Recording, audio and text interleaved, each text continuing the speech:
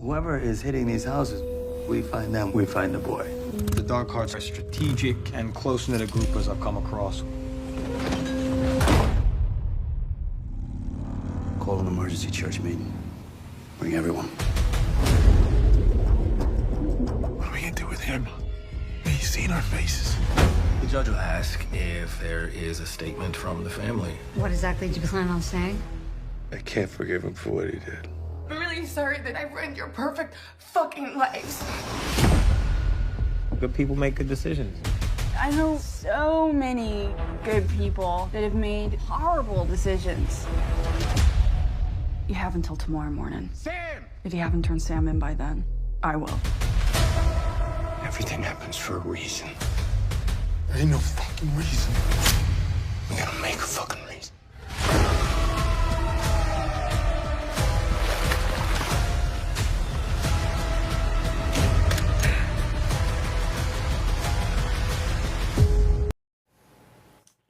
What's going on, guys? Bart here with Tully Television. I want to thank all of you for stopping by, liking, commenting, and sharing. Hope today is the day we earn your subscription. If so, you hit the red subscribe bar down below. We have a ton of videos and shorts covering all sorts of topics here. But today we're going to be getting into a new show that debuted a few days ago on HBO called Task. Now, the cast is Mark Ruffalo as Tom Brandis, Tom Pelphrey as Robbie, Raul Castillo as Cliff, Owen Teague as Peaches, Amelia Jones as Maeve, Allison Oliver as Stover, Agent Stover, Thuso Mabedu, D-M-B-E-D-U, plays Agent Clinton. Fabian Franco plays Agent Grazzo. Sylvia D'Anichio plays Emily Brandis, Mark Ruffalo's daughter. All right. Sorry if I mispronounced any of those names. Totally totally not meant to be disrespectful.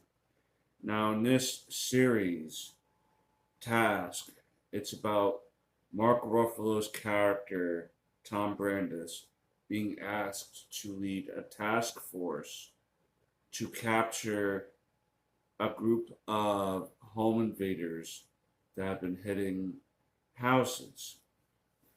And throughout this episode, we learn about the two halves that will eventually meet throughout the season, I'm sure.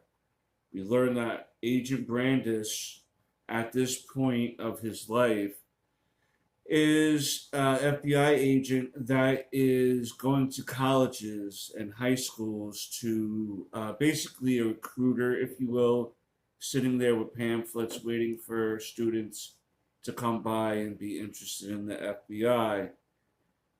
He starts his routine praying. He does a cold water. He fills the sink up with cold water and ice and dunks his head in. We do learn a few things about him throughout this movie. Throughout this episode, we do learn that he has a son in jail. There's obviously some sort of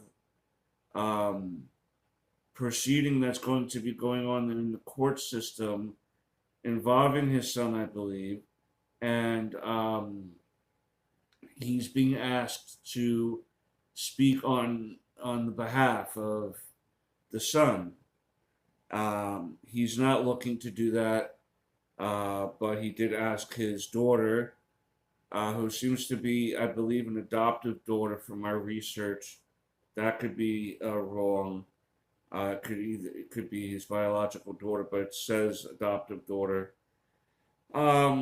She's asked by him if she wants to say something at the proceedings. She's unsure if she wants to or not. There seems to be an obvious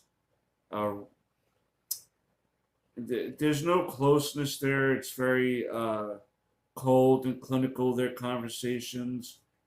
At one point, Tom had an old priest buddy stop by, and he was getting drunk and stuff. Tom, he basically says that in so many words, he's alluding to that he doesn't believe in God and Jesus anymore, and that's interesting, being that we see him pray. It shows the confliction of the character and a possible redemption arc for him in the future of this season. You know what I mean? And see where he can go with his family and repairing his family unit, because that's another big thing you seem to see in this episode is family unit, right? We're going to move over to Robbie, who's a single father, and he's a garbage man. And him and his buddy Cliff, what they do while they're on the job, so to speak, is Robbie will be given some information, a lead on which house will have stacks of cash, right? And these are going to be houses that they're going to scout out to try to rob, because these houses are not of John Q and Jane Q citizen opening up a mom and pop business and trying to live the American dream of having a house and sending their kids to school and 2.3 dogs and the white picket fence. They're not stealing from these people. Who they're stealing for are members of a bike gang and a couple other drug dealers, local drug dealers in their area. The mother of Robbie's children doesn't seem to be around anymore, and it's unclear of whether she took or Maeve, right? Maeve is the sister of the mother of the children that Robbie has. So the aunt of Robbie's children, who happen to also be with his brother, who isn't around anymore. We see a picture of Robbie and his brother, and it looks like they were very similarly dressed as some of the people that they had robbed in the second half of the episode there. And at one point during the last home invasion that they did, the guy mentions he recognizes that voice. Who is that voice? Who is that voice? We'll get into that into a second. But him and Maeve are at odds a little bit, because Maeve is 21 and she wants to live her own life and not be bogged down with helping her ex-brother-in-law or brother-in-law and the kids, and because at one point she goes out on a date and she wants to bring the date home. But Robbie, not meaning anything by it, was in her room getting a joint, and he had to hide in her closet because she had brought her date home. And as they were getting ready to do taxes, he was like, all right, I'm here. You know, like, I stop. And they have a blowout fight in the backyard after that, right? Because it's like, he told her to leave. He'll take care of it himself.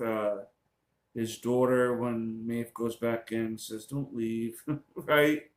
Because they already had their mother leave, and this is the only other female, feminine energy they're getting, right? So they don't want to lose anybody else, right? Because the kids Robbie's kids are like 9 and 7-ish, 6-ish, right? So, yeah, so that's where we're at with that part so far.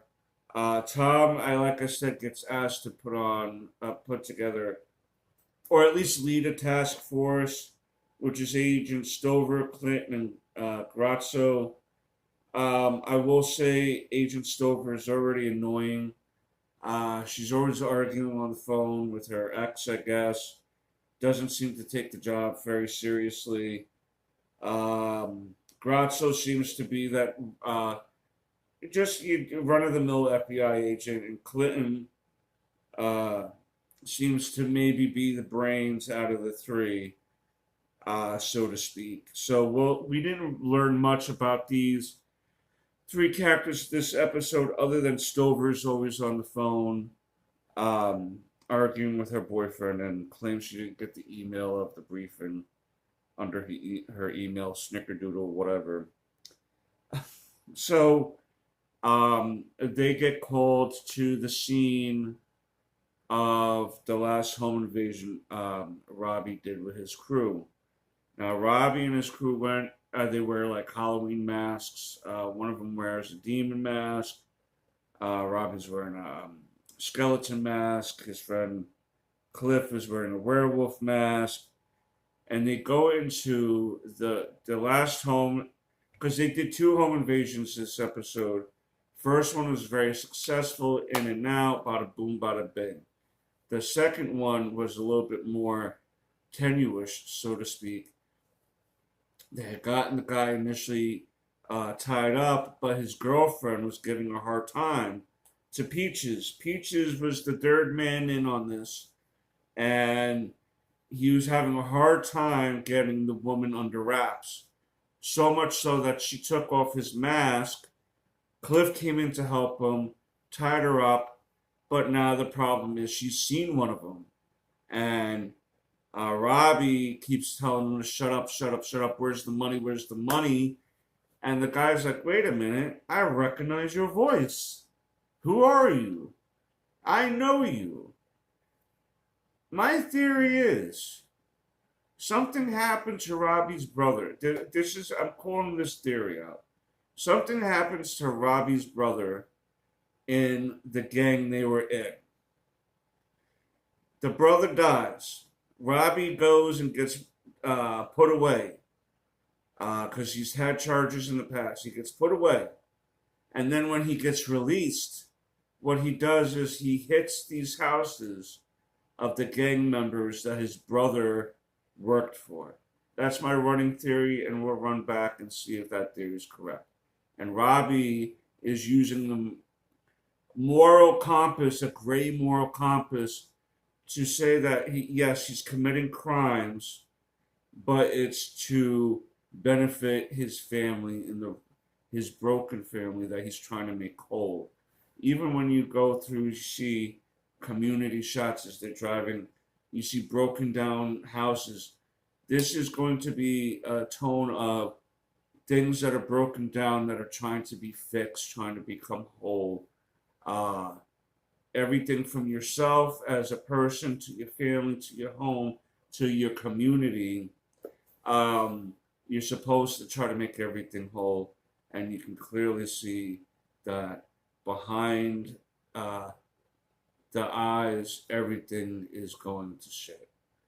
And what happens is, in this last home invasion, as they're tied up, another guy comes with the bag of money and realizes what's going on. He winds up shooting and killing Peaches, it appears. Robbie and Cliff take him out. They take out the other 2 people that were there, the initial guy and his girlfriend. They get the bag of money that they see laying in the living room. But before they go, one last surprise is that the woman and the original man had a son that was there, and he walked out and seen Cliff and Robbie there with their masks off, and they wind up taking him and back to Robbie's home. That's the last scene, and as Tom and his agents are talking about, like, where is this kid?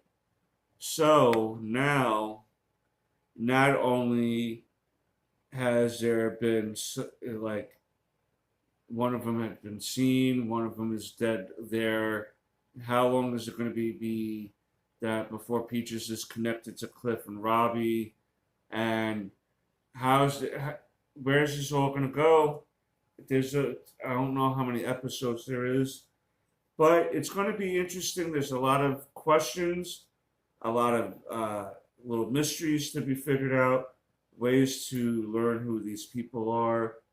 Where are you with the information that we're getting so far? Where are you in regards to, is Robbie doing the right thing or not? Can you see his point or not? Do we even know his real motivation yet?